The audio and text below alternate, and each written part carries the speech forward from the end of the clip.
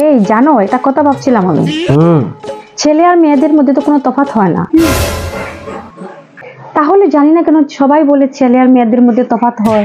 দেখো, তুমি বিশ্বাস করো ইয়া না করো, একটু তফাৎ তো আছে। আচ্ছা তাই? হ্যাঁ। কি তফাৎ আছে ছেলে আর মেয়েদের মধ্যে? তফাৎ না তোমাদের মধ্যে মানুষদের চিন্তা ধারণায়, এটা তোমাদের ভাবনা। ছেলে আর মেয়েদের মধ্যে কোনো তফাৎ নেই। আচ্ছা ঠিক আছে ঠিক আছে ঠিক আছে, তুমি আগে আমার কথাটা শুনো। হ্যাঁ, কি শুনবো? যেমন ধরো আমাদের বিছানাটা, হ্যাঁ। মানে তোমার আর আমার বেডরুমের যে বিছানাটা, হ্যাঁ, কি হয়েছে? যখন তোমার ভাই আসে, হ্যাঁ। হ্যাঁ, যখন তোমার ভাই আসে, ও তো একটা ছেলে নাকি? হ্যাঁ। তুমি কেমন ওকে আমার পাশে শুয়ে চলে যাও, হ্যাঁ তো? যে তোমরা খেলাধুলা করো, গল্প সল্প করো, টিভি আছে টিভি দেখো, তারপরে একসাথে গিয়ে শুয়ে পড়ো। হ্যাঁ তো কি হয়েছে? কিন্তু কিন্তু যখন তোমার বোন আসে, হুম।